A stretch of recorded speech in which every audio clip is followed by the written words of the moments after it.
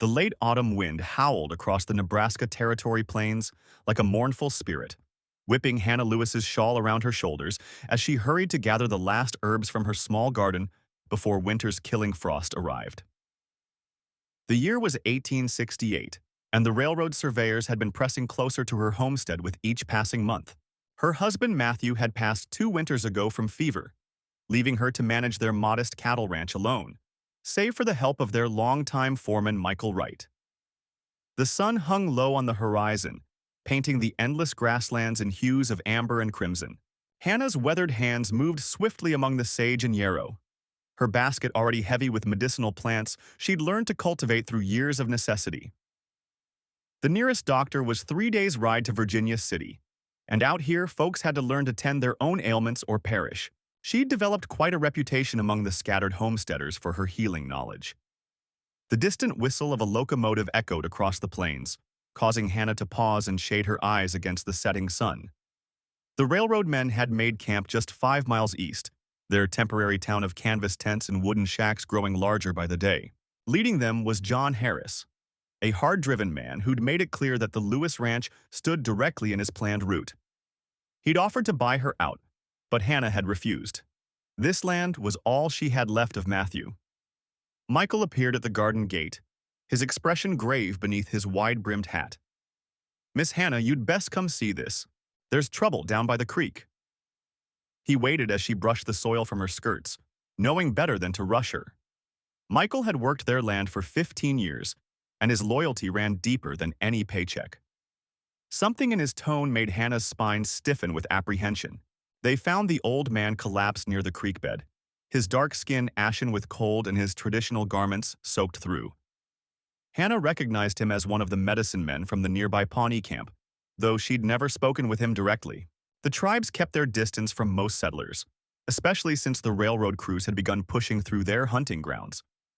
But seeing him lying there, struggling for breath, Hannah knew she couldn't leave him to die. Against Michael's protests, Hannah insisted they bring the shaman back to the house. Together they managed to carry him to the spare room, where Hannah quickly set about building up the fire and preparing her strongest healing tea. As she worked, she noticed intricate pouches and bundles of unfamiliar herbs scattered from the man's clothes. Something about them called to her, stirring memories of the strange dreams she'd been having lately. The next morning brought John Harris riding up with 2 of his men, their horses kicking up dust across the frost-covered ground. Hannah met them on the porch, rifle in hand. She knew why they'd come. More pressure to sell, more threats about eminent domain. But this time Harris's face bore an unusual expression of concern. "We're looking for an Indian medicine man," he said, without preamble. "He stole something valuable from our camp, something that belongs to the railroad company." Inside the house, Hannah could hear Michael moving about, no doubt keeping watch over their unconscious guest. She kept her face carefully neutral as she faced down Harris. "Haven't seen any Indians around here lately," she replied steadily. "Though I'd think you'd have bigger concerns than chasing after old men, what with winter coming on and all those miles of track still to lay." The man's eyes narrowed, but he couldn't prove she was lying. As Harris and his men rode away, Hannah felt a strange certainty that she'd just stepped onto a path that would change everything she thought she knew about healing, about the land, and about herself. The old medicine man had come to her for a reason, and she intended to find out why. That evening, as she changed the compresses on the shaman's forehead, his eyes finally opened. They were dark and sharp with intelligence, showing no fear at finding himself in a white woman's home. He spoke softly in English, his voice rough with illness. "You have the sight. I dreamed of you." Hannah's hands stilled their work as he continued. "The railroad men, they steal our sacred herbs, our healing knowledge. They think to sell it, to make medicines without understanding the spirits that give the plants their power." Hannah leaned closer, absorbing the shaman's words as the lamplight cast dancing shadows on her cabin's rough-hewn walls. The plains wind whistled through the cracks, carrying with it the distant sound of hammering from the railroad camp. She had always felt a peculiar connection to the healing plants she gathered, sensing which ones were needed before examining a patient's symptoms. But she'd attributed it to experience, not any special sight. "The spirits chose you," the old man continued, his gaze steady despite his fever. "When the bloodroot blooms beneath the spring moon, when the prairie sage whispers secrets to those who listen. You hear them, yes? Hannah nodded slowly, remembering countless times she'd felt drawn to certain patches of herbs, as if they called to her across the grasslands. The sound of approaching hoofbeats made them both tense. Through the window, Hannah spotted Matthew, her neighbor from the next ranch over, riding hard toward her cabin. She quickly pulled a quilt over the shaman and moved to intercept Matthew at the door. His face was grave as he dismounted, spurs jingling in the gathering dusk. Hannah, there's trouble brewing. Railroad men are claiming more land than their contract allows, pushing west of Amarillo now. They've been burning native camps, saying they're clearing the way for progress. Harris and his crew, they're not just laying track anymore. They're hunting for something. Matthew's words confirmed the shaman's warnings about stolen medicines. Behind her, she heard the old man stir. The sacred cave, he whispered, near the twisted cottonwood where 3 creeks meet. Our people's healing knowledge is hidden there, carved in stone. If Harris finds it... He broke into a fit of coughing, and Hannah rushed to help him sit up, supporting his shoulders as he struggled to breathe. Matthew stepped inside, his expression shifting from surprise to understanding as he recognized the shaman. Unlike Harris, Matthew had always shown respect for the native peoples whose land they now shared. I'll keep watch tonight, he offered, settling into a chair by the window. The railroad camp's too close for comfort. As the night deepened, the shaman taught Hannah the true names of the healing plants. Not just what white settlers called them, but their sacred names in his language. Each name was a song, a story of the plant's spirit and purpose. He spoke of medicines that could cure festering wounds, ease childbirth pains, and even heal broken spirits. The moon rose over the prairie, casting silver light across the endless grass. Hannah felt the weight of responsibility settling onto her shoulders. This knowledge wasn't just about mixing herbs anymore. It was about preserving something precious, something that connected people to the land itself. She thought of the railroad cutting across ancient hunting grounds, of Harris and his men treating the earth like something to be conquered rather than understood. Tomorrow, the shaman said, his voice stronger now, I must show you the cave, before it's too late. He gripped her hand with surprising strength. You will be the bridge, Hannah, between 2 worlds, 2 ways of healing. The spirits have chosen well. Matthew nodded gravely from his post by the window, while outside, the wind carried the distant echo of wolves singing to the moon, a reminder that some things remained wild and free, despite the relentless march of iron rails across the land. Hannah stayed awake until dawn, grinding herbs for a strengthening tea and listening to the shaman's teachings. Each story revealed how deeply entwined the medicine ways were with the land itself. Knowledge that couldn't be stolen and sold, only passed from one true healer to another. She understood now why Harris's theft of mere plants would fail. Without understanding the spirits that gave them power, he was gathering empty vessels. The first light of morning painted the eastern sky in shades of rose and gold. Hannah watched it through her window, knowing that with daybreak would come decisions that would shape not just her future, but the future of healing in this changing land. The railroad was bringing a new world, but some wisdom was too precious to be lost to progress. She would have to find a way to preserve both. As Hannah gathered her shawl around her shoulders and stepped onto her small porch, she could see the railroad surveyors already at work in the distance, their measuring chains glinting in the morning sun. The plains stretched endlessly before her, tall grass rippling like waves in the cool breeze. A lone hawk circled overhead, searching for prey among the swaying stalks that had sheltered generations of creatures before iron rails began carving through their domain. The shaman's teachings weighed heavily on her mind as she made her way to the small garden where she cultivated both common and sacred herbs. Some plants she had known since childhood in Virginia City. Others had been gifts from her unexpected mentor. Each leaf and root seemed to whisper ancient secrets now, their purposes extending far beyond the simple remedies she'd once brewed for neighbors' aches and fevers. The sound of approaching hoofbeats drew her attention to the road, where Matthew Harris rode toward her homestead with determined purpose. His fine eastern suit looked out of place against the wild backdrop of the plains, much like his railroad itself. Hannah straightened her back, knowing this confrontation had been inevitable since she'd chosen to shelter the shaman, rather than surrender him to Harris's schemes. Miss Hannah, Harris called out, reining his horse to a stop at her fence. I trust you've had time to reconsider my generous offer. The railroad needs that land, and your guest knows where to find the herbs we seek. Progress waits for no one. Hannah Wright pulled her shawl tighter as she stared out across the endless plains, watching the railroad crews in the distance laying track that sliced through the heart of her family's cattle ranch. The medicine man she'd rescued last winter, whom she knew only as Standing Bear, had warned her this day would come. His teachings about reading nature's signs had proven true. The Iron Horse was indeed devouring the land, just as he'd foretold in his fever dreams. In the months since she'd found the elderly shaman half-frozen in a ravine, Hannah had absorbed his wisdom about healing plants and spirit medicine like parched earth drinking rain. Her husband, Matthew, viewed her growing knowledge with skepticism, especially when she started treating their ranch hands' ailments with strange-smelling poultices instead of the doctor's usual remedies. But even he couldn't deny the results when she saved young David Harris's leg after a rattlesnake bite. The railroad survey crew from Virginia City had arrived in early spring, led by John Lewis, a hard-eyed man who spoke of progress while eyeing their prime grazing land with barely concealed greed. Matthew tried reasoning with them about shifting the route slightly north, but Lewis dismissed their concerns with patronizing smiles.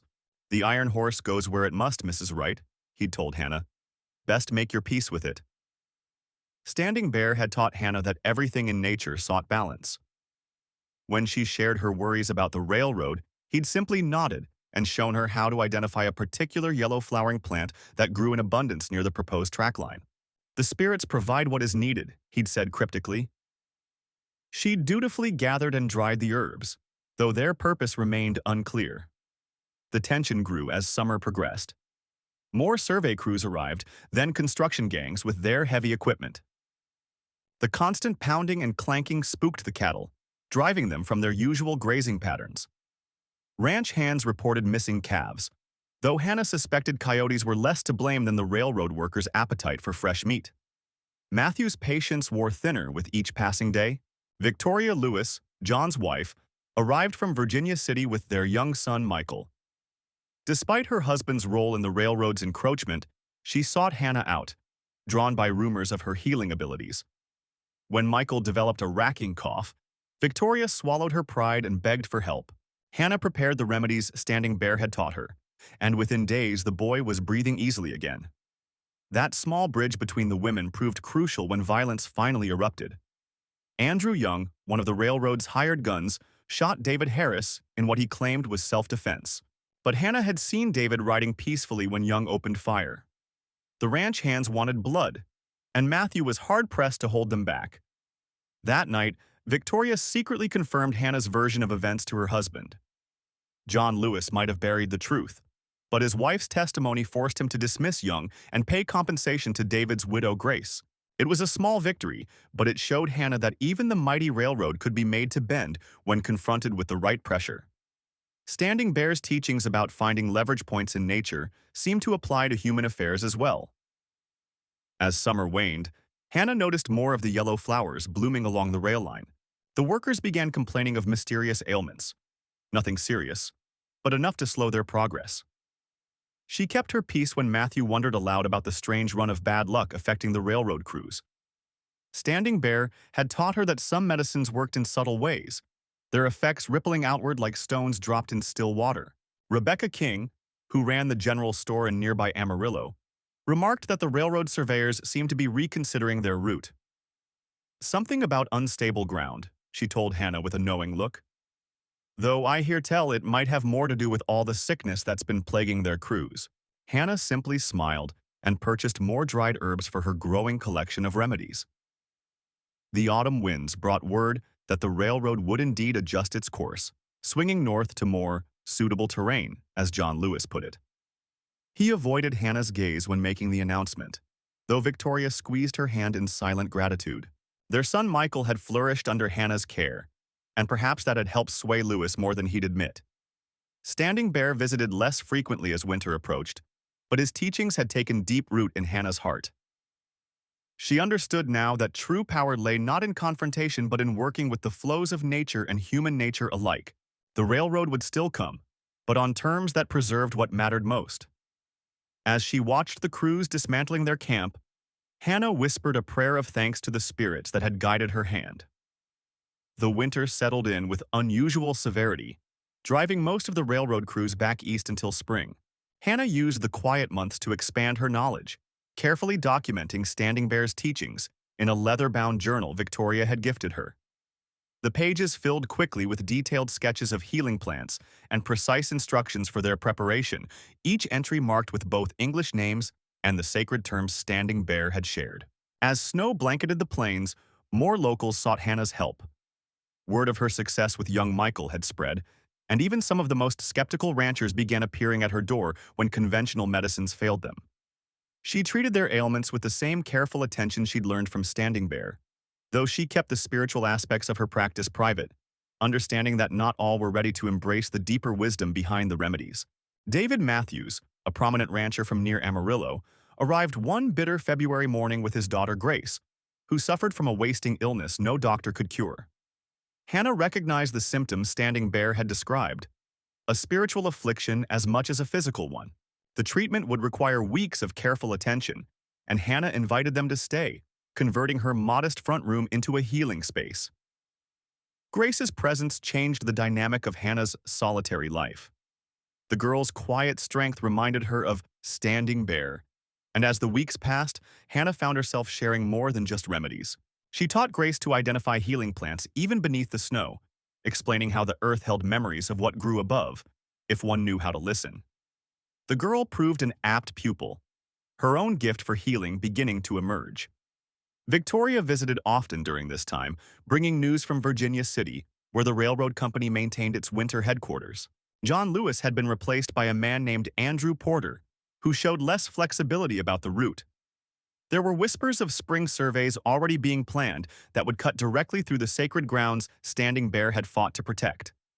Hannah listened carefully, knowing that the real challenge still lay ahead. As Grace's strength returned, Hannah received an unexpected visit from Rebecca, John Lewis's wife. The woman seemed troubled, explaining that her husband's removal had come after he refused to sign off on plans that would violate previous agreements with the local tribes. More disturbing were rumors that Andrew Porter had hired mercenaries to handle any resistance once construction resumed. The threat hung in the air like storm clouds gathering on the horizon. Hannah spent long nights studying Standing Bear's teachings about balance and the interweaving of all things. She understood that healing wasn't always about curing illness. Sometimes it meant mending the torn fabric of understanding between peoples. With Grace's help, she began preparing medicines in larger quantities, knowing that spring would bring not just new growth but new challenges. The last snow was melting when Standing Bear returned, his face grave as he confirmed Rebecca's warnings. The railroad's new leadership had no interest in compromise. But Hannah saw something else in his eyes, a glimmer of hope when he observed Grace working confidently with the healing herbs. "The knowledge spreads like seeds on the wind," he said softly. "This is how our ways survive." Together, they began preparing for what spring would bring. Hannah sent messages through Victoria to sympathetic settlers and ranchers who had benefited from her healing. Grace returned to her father's ranch near Amarillo, but maintained regular correspondence, sharing news of similar preparations among families who understood what was at stake. The railroad's power was great, but the connections Hannah had fostered ran deep, like roots beneath the prairie soil. As the first green shoots pushed through the thawing earth, Hannah stood at her door watching the sunrise. The medicine pouch Standing Bear had given her hung heavy with responsibility at her hip. She had learned that true healing required more than herbs and bandages. It demanded the courage to stand firm when powers greater than oneself threatened to destroy what was sacred. The spring winds carried both promise and warning, and Hannah knew her real test was just beginning. Hannah Wright huddled near the fireplace of her small homestead as wind howled across the plains outside Virginia City. The elderly medicine man she had rescued, who called himself Running Deer, lay wrapped in blankets nearby. His fever had finally broken after 3 days of her tending to him with the few herbal remedies she knew. As he regained consciousness, his dark eyes fixed upon her with surprising intensity. The railroad survey crew led by Matthew Harris was due to arrive any day now, marking their planned route straight through both her land and the sacred grounds Running Deer had spoken of in his feverish mumblings. She had already refused their initial purchase offer, just as she had refused to sell to the cattle baron Michael Young when he tried to expand his ranch. The land was her future, her independence. Running Deer beckoned her closer, his weathered hand trembling slightly as he reached for the leather medicine pouch at his neck. "You have a healer's spirit," he said, in halting English. "I have watched how you tend the earth, how you listen to the plants. The railroad men bring destruction, but you bring life." He pressed the pouch into her hands, ignoring her protests.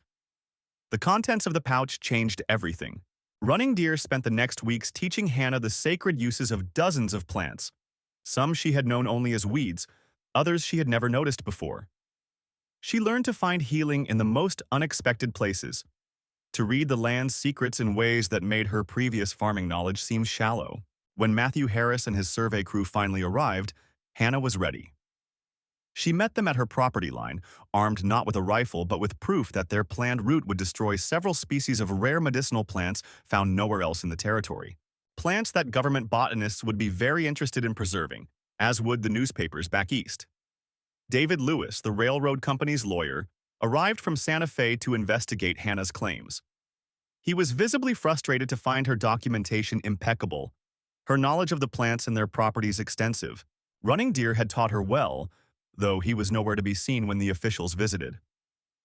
The lawyer's attempts to dismiss her as a simple farm woman backfired spectacularly. Word spread quickly through the territory.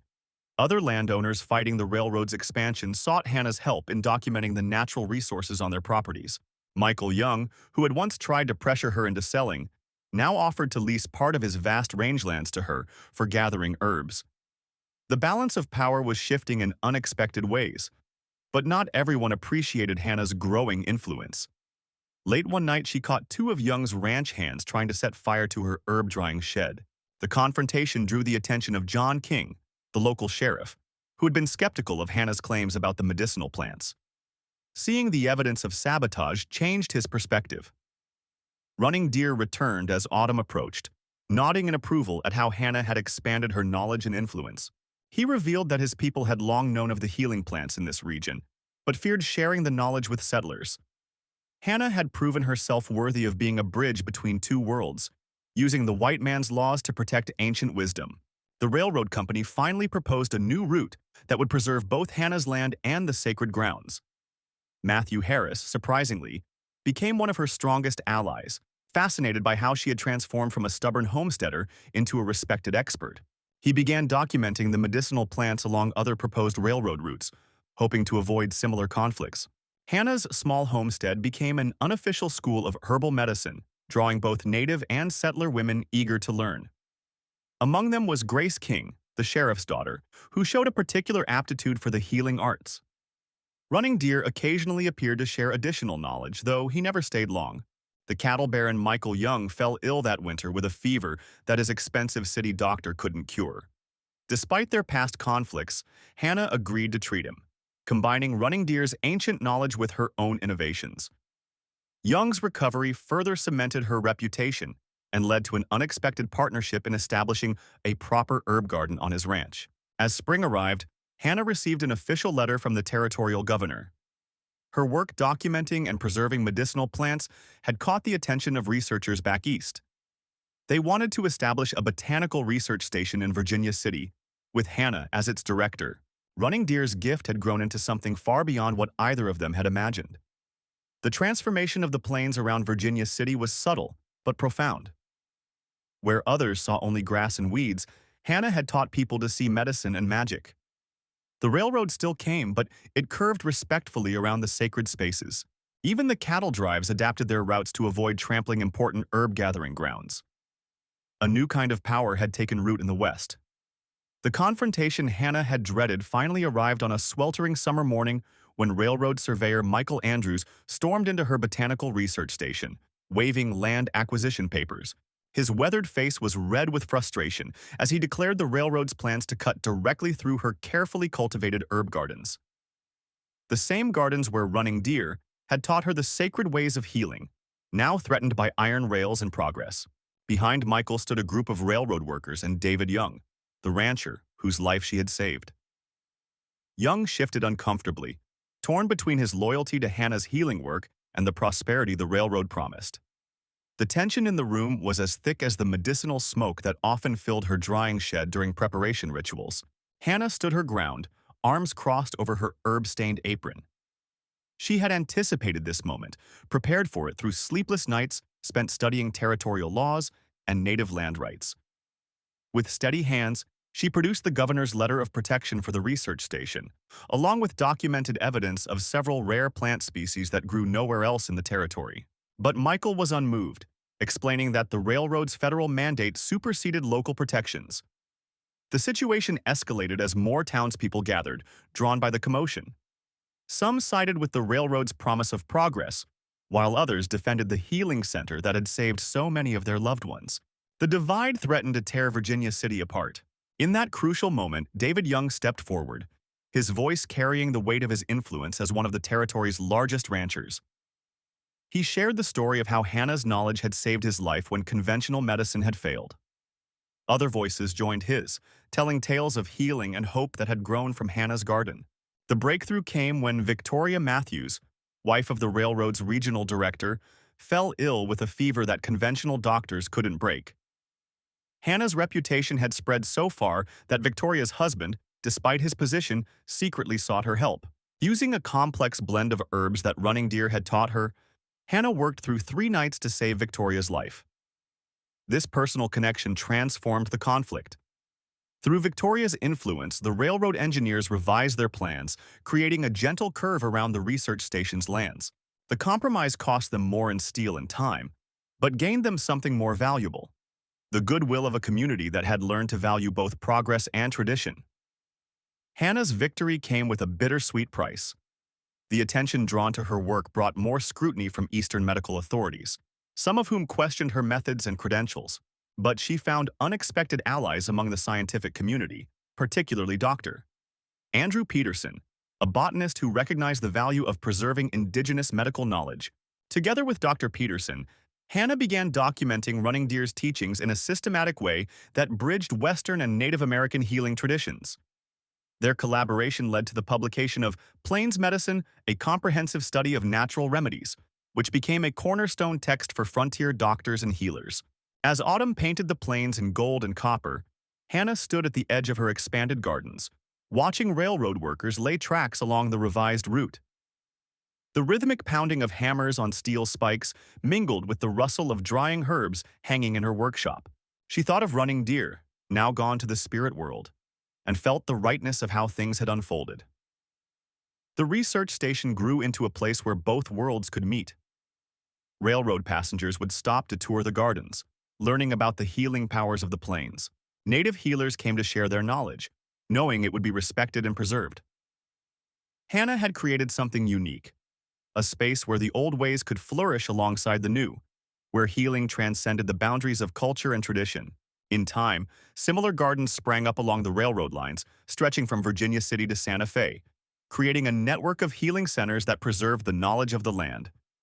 Hannah's legacy grew beyond her simple act of kindness on that winter night, becoming a testament to the power of bridging worlds and finding strength in unlikely alliances. Hannah Wright stared at the shaman's weathered face as he beckoned her closer to the fire in his small cave dwelling near Virginia City. The bitter winter winds howled outside, but within, fragrant herbs and roots hung from the ceiling, their healing essence permeating the air. After 3 months of learning the old medicine ways, she knew her destiny had changed forever. The railroad men who'd driven him from his ancestral lands would never understand the profound wisdom she now held. The shaman, who called himself John in the white man's tongue, had recovered fully from his near-death experience in the blizzard. Hannah's decision to shelter him that night, defying her husband Matthew's prejudices, had opened a door to ancient knowledge. She learned that certain plants, when properly prepared, could ease pain and fever better than any doctor's remedies. Other herbs, gathered by moonlight and blessed with sacred songs, held powers beyond her imagining. Matthew Wright grew increasingly disturbed by his wife's frequent absences and the strange bundles of dried plants she brought home. The railroad survey crew he worked with was pushing westward across the plains, and tensions with the native tribes were rising. He couldn't understand why Hannah spent so much time with that savage, as he called John, especially when respectable folks in Virginia City were already beginning to whisper about her unusual behavior. But Hannah knew she had been chosen for this path. When she placed her hands on the sick and wounded, combining John's ancient wisdom with her own intuitive gifts, people healed. Even the most skeptical ranchers began seeking her out when their children fell ill or their wives struggled in childbirth. Her reputation spread across the plains like wildfire, drawing people from as far as Santa Fe and Amarillo. David Lewis, the railroad company's chief engineer, arrived in Virginia City with orders to clear the remaining native settlements from the planned route. He found himself troubled by strange dreams after eating at the Wrights' home, where Hannah had served a special tea. In his fevered visions, he saw the land as it truly was, alive, sacred, wounded by the iron rails cutting across its flesh. He began to question everything he'd believed about progress. The tension reached its breaking point when a group of railroad men, led by the zealous Michael King, attempted to forcibly remove John from his cave dwelling. Hannah stood between them and her mentor, her voice ringing with authority as she spoke of the ancient rights of the land. The plants around her seemed to whisper in the wind, and several men swore later that the ground itself trembled beneath their feet. Rebecca Young, the local schoolteacher, became Hannah's first true student. She recognized that the mixing of two healing traditions, European and native, was creating something entirely new and powerful. Together, they began documenting the knowledge in a secret journal, preserving the carefully coded recipes and rituals for future generations. The railroad men's wives, initially scandalized, found themselves drawn to their quiet gatherings. John's presence in the cave became a symbol of resistance to the railroad's relentless advance. Other displaced healers and medicine people began finding their way there, drawn by dreams and visions. Hannah's home became a hidden sanctuary where ancient wisdom could be shared and preserved. Matthew, though still uncomfortable, could not deny the profound change in his wife or the respect she now commanded. The railroad company's plans faced mysterious setbacks. Survey markers disappeared, essential documents were lost, and workers reported strange illnesses that only Hannah could cure. David Lewis found himself increasingly aligned with Hannah's cause, secretly delaying construction while she and John worked to document sacred sites that needed protection. The balance of power was shifting in ways no one had expected. The winter returned, bringing with it a deadly fever that swept through Virginia City. When traditional doctors failed, people turned to Hannah. She moved tirelessly between the white town and native camps, healing without discrimination. The sight of railroad men's children being saved by savage medicine forced many to confront their prejudices. Even Michael King, whose own daughter survived thanks to Hannah's skills, had to reassess his beliefs. In a final confrontation, the railroad company attempted to force construction through a sacred healing ground. Hannah organized a peaceful resistance, bringing together native healers and converted townspeople. The plants themselves seemed to join the protest. Essential equipment disappeared, strange accidents occurred, and workers refused to continue. David Lewis finally declared the route unsuitable for technical reasons, recommending an alternate path that preserved the sacred sites. Matthew Wright watched his wife that spring, standing in their garden surrounded by healing plants transported carefully from John's cave. She was no longer just a settler's wife, but a bridge between worlds, a keeper of ancient knowledge adapted for new times. The railroad still came, but it came on different terms, with greater respect for the land and its original people. Hannah's legacy would continue through Rebecca Young's school, where healing wisdom was secretly passed down alongside reading and arithmetic. The story of Hannah Wright became legend in Virginia City. They said she could speak to plants, that she knew secrets of the earth no white person had learned before. But her real gift was building bridges between peoples, between traditions, between the old ways and the new. The Medicine Cave near Virginia City remained a place of power and healing long after both Hannah and John had passed, a testament to the winter night when a settler woman's compassion changed the course of many lives. Years after Hannah's passing, her garden continued to flourish under Rebecca Young's careful stewardship. The schoolteacher had absorbed not only Hannah's knowledge of healing plants, but also her philosophy of bridging divides. The railroad that finally cut through Virginia City brought change, but not the destruction many had feared. Instead, it became a lifeline connecting communities that had once viewed each other with suspicion. Rebecca's school grew into more than just a place of learning. Behind its modest wooden walls, she maintained Hannah's legacy by teaching select students the careful balance of traditional medicine and modern science. The children of settlers and native families sat side by side, learning to read from worn primers, while also studying the subtle language of herbs and roots that Hannah had documented in her carefully preserved journals. In the summer of 1885, when drought threatened the cattle ranches surrounding Virginia City, it was Rebecca's students who remembered Hannah's teachings about drought-resistant plants and ancient water-finding techniques. The knowledge saved many herds, and even the most skeptical ranchers had to acknowledge the wisdom in preserving the old ways. Michael, one of the original railroad surveyors who had opposed Hannah's methods, became one of the school's strongest supporters. The medicine cave, now protected by both written law and unwritten understanding, became a sanctuary where both settlers and indigenous healers could gather and share knowledge.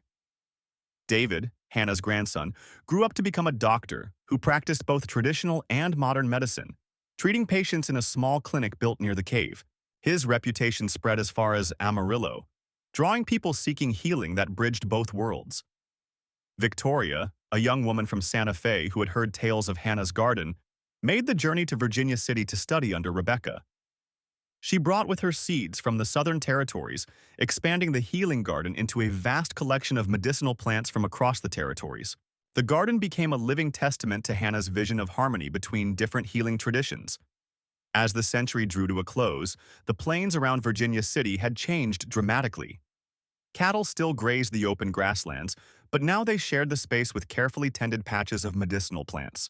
The railroad brought regular shipments of modern medicines, but these sat comfortably alongside the traditional remedies in the town's apothecary, run by Grace, another of Rebecca's former students.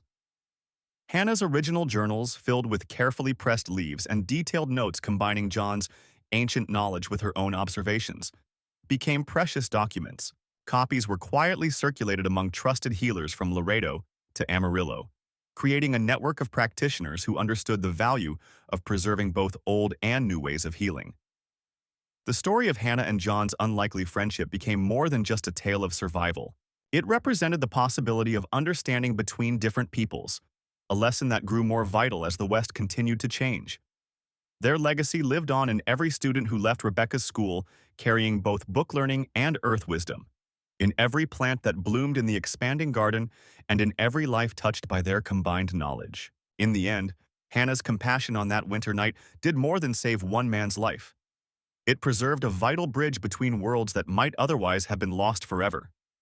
The railroad tracks that cut through the plains became not just a symbol of progress, but a reminder of how different paths could run parallel and still lead to the same destination. A future where ancient wisdom and new knowledge work together to heal the land and its people. The last entry in Hannah's journal, written in her steady hand shortly before her death, spoke of hope. The earth remembers all its children, and healing comes to those who remember to listen. These words, carved above the entrance to Rebecca's school, continued to guide new generations of healers who carried forward the legacy of that remarkable winter night when a settler woman's kindness changed the course of countless lives.